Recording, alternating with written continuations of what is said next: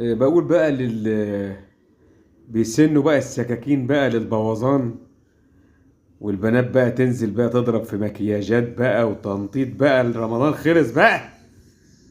وبقى الحجايس والمجايس والتنطيط بقى خلاص بقى، الصيام خلص بقى. ونتفتح بقى كده بقى والمدنية بقى والتنطيط بقى في الستات والرجالة بقى والقصات والعيال والهلاليس. انا بقول لهم اتلموا، ما هو يمكن تروحوا تموتوا في ساعتها يا ابو يوم العيد ولا تاني يوم ولا تالت يوم. يعني خلص مننا رمضان نلم نفسنا شويه، يعني نحافظ بقى شويه ايه، نصلي برضه، نقرا شويه قران. هو رمضان بقى مش ايه، خلاص بقى هلس بلس بقى نرجع له تاني، ونستدعي بقى شياطيننا وجناننا وعبطنا.